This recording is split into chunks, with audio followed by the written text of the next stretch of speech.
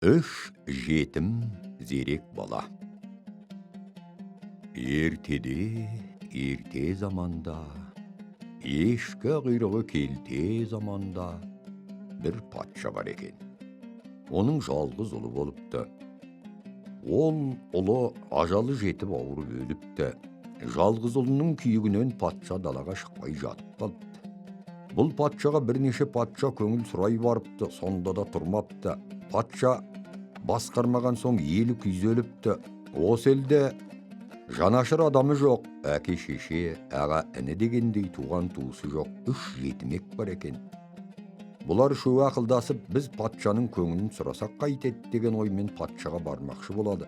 Бұлар халықтарына біз барып көңіл сұрасақ қайтеді деп ақылдасады. Халықтары: сен үшеуің түгіл, сендерден де зорлар барып көңіл айтқан, сонда да тұрмаған патша сендерге тұрама депті. Әрине, ол шақта жетім жесірді көшеде көшке елемейтін уақ қой. Осы күні бұл үшеуі жылап-жылап ауылына қайтады. Тағы бір күні үшеуі ақылдасып, алған бетімен патшаның ордасына бармақшы болып, үйінен шығып, сол бетімен ордаға келеді. Барайын десе алдындағы қарауыл рұқсат етпейді. Осы жерде бұлар тұра береді. Ол қарауылдары барып патшаға хабар етеді. Бала деген соң патша қандай жұмысы бар екен әкел дейді. Сонымен үшеуі барып отырады. Онан соң патша: хош, жұмыстары не, айт дейді. Үшеуінің ішінде біреу тұрып айтады: я, таласымыз бар. Қандай талас, айт қане дейді патша. Бала біреуін қолымен көрсетіп: мынау бір жерге алтын қойып кетіпті. Оны мынау қойған жерден алып кетіпті. Осы алтын қойған баланікі ме, жоқ болмаса қойған жерден алған баланікі ме? Міне осы таласымыз дейді. Патша: әрине қойған баланікі дейді. Бала тұрып: сонда алтын қойғандікі болды ма? Иә. Не үшін тұрмай жатырсыз төсектен?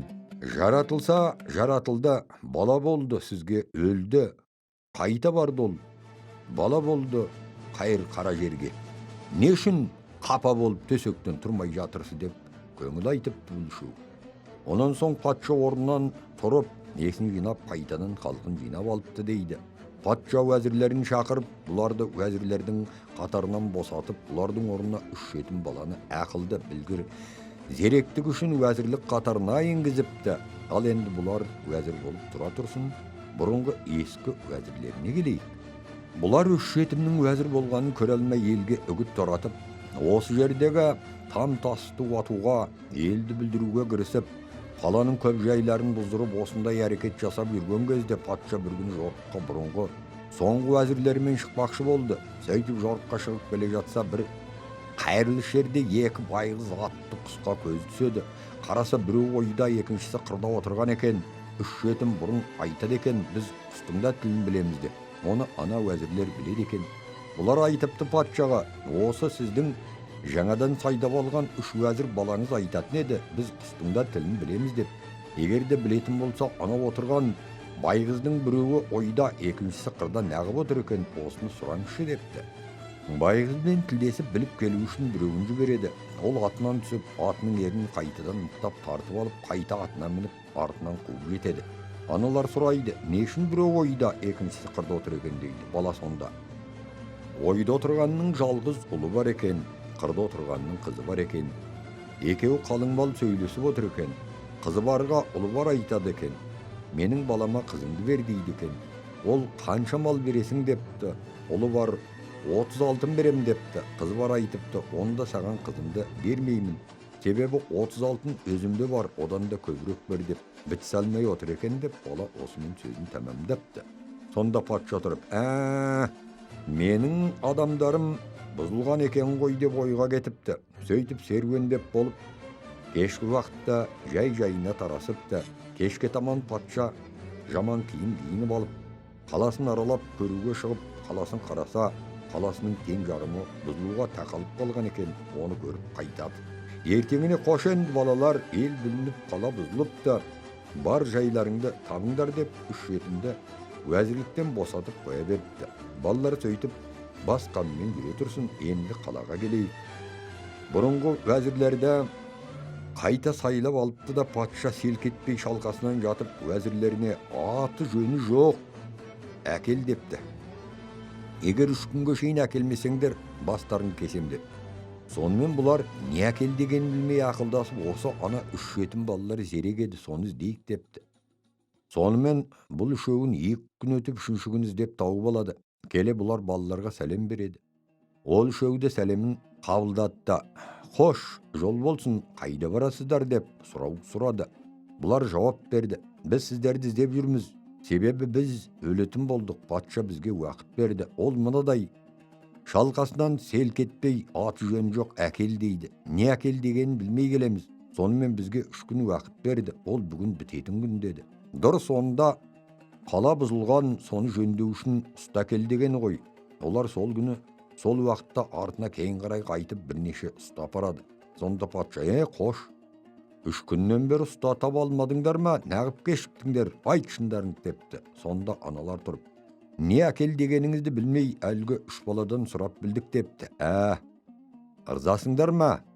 Зеректігіне депті патша. «Ырзамыз, сол үшеуін қойыңыз» депті.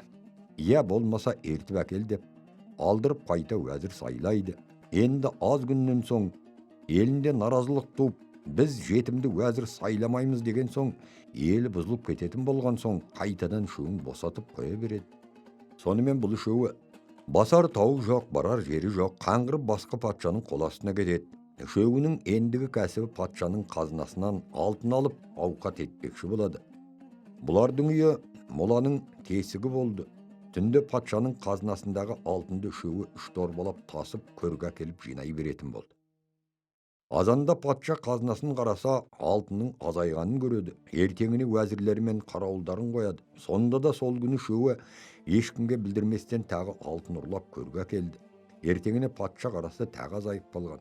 Патша қапаланып, өзі қарауыл болып тұрады. «Көрейінші, қандай неме ол?» деп қарқындап, сол күні өзі қарауыл болады. Сонда да патшаға білдірмей әлгі үшеуі тағы да қазынадан алтынды ұрлап алады. Азанда қазынаны қараса, тағы жоқ, біраз алтын. Қапаланып патша сол күні кешке жансыз болып, жаман киімді киіп алып, кешке түнімен жүреді. Сөйтіп жүрсе, бір жерде бір үшеу бір нәрсе арқалаған ырс етеді. Дереу патша артынан ере береді. Балалар жаңағы адамнан «Қайда барасы?» деп сұрайды. Ол адам өздерінен «Сіздер қайда барасы?» дейді. Бұл үшеуі «Нан талап» дейді. Әлгі адамда «Мен де нан талаппын қарағым» дейді. Әңгімелесіп көрге қарай келе жатса, бір жерде ит үріпті қоймастан. Сонан соң жаңағы үшеуінің біреуі тұрып: «Сіз патша ма едіңіз? Ана ит маған іштерінде патша кетіп бара жатыр деп үріп тұр ғой» депті. Сонда ол: «Жоқ шырағым, менен патшалық не алсын? Бірақ кішкене күнімде өздерімізше ойнап жүргенімізде балалар мені патша етіп ойнаушы еді» деп жалтартыпты. Олар осы айтқанға шыннан сеніпті. Үшеуі әлгі адаммен төртеу болып көрден соққан үйіне келеді. Өздерінше жай әңгімелесіп, әлгі адам әңгімемен бұлардың әдіс айласын білу үшін әртүрлі сөзге сал отырып, үшеуін айтыпты. «Ұрлық ету үшін қандай амалдарың бар?» депті. 3 баланың біреуі: «Менің амалым патшаның қазынасынан алтын ұрлағанымды ешкімге білдірмеймін де, сездірмеймін де, міне менің айла әдісім» депті. Екіншісі: «Менің амалым үрген иттің тілін білем» депті. Үшінші біреуі: «Мен бір көрген адамды айнытпай күндіз тауып аламын. Маған бәрібір жеті қараңғыда көрсем де, күндіз көрсем де танимын» депті. Бұл үшеуі сөзін бітіріп болған соң: «Иә, сіздің қандай амал айлаңыз бар?» депті. Бұл адам айтыпты: «Ажалға кетіп бара жатқан адамды ажалдан құтқарамын» деген екен. Енді бұлар сөзін тауысып төртеуі ұйқыға кетеді. Сол уақытта ана үшеуін ұйықтата салып, патша қайтадан бұрынғы киімін киініп болып, дереу тез қарауылдарына барып, дәл көрде 3 бала бар, соны барып үшеуін бірдей дарға тартып, алтынды қазынаға сал депті. Дереу қарауылдар келсе, 3 бала ұйықтап жатыр. Қасында алтынды алып сол түнде қазынаға салат та, азанға шейін қарауыл тұрады. Азанда үшеуі тұрса, алтын да жанындағы адам да жоқ. Дереу үшеуі жан-жағына алақтап, сасқалақтап далаға шығайын десе, ана қарауыл әскерлер үшеуін ұстап алып, аяқ-қолын байлап, дарға аспақ үшін даршыға береді. Даршы үшеуінің мойнына жіп байлап аспақшы болып жатады. Осы уақытта патша бір биік жерден жаңағы үшеуін көрмекші болып тұр еді. Себебі қандай әдістер жасар екен деп ойлап еді. Сол уақытта адам танығыш бала дереу даршыдан рұқсат сұрап мойын босаттырды да әлгі патшаға: «Адам, түндегі адам сен емес пе едің? Өлімге ажалға кетіп бара жатқан адамды өлімнен ажалдан құтқарам дегенін қайда, құтқар міне, өлімге кетіп бара жатырмыз дейді. Сонда патша даршыға босаттырып құтқарып жіберіпті. Сөйтіп, өзіне әлгі үшеуін уәзір қылып алып.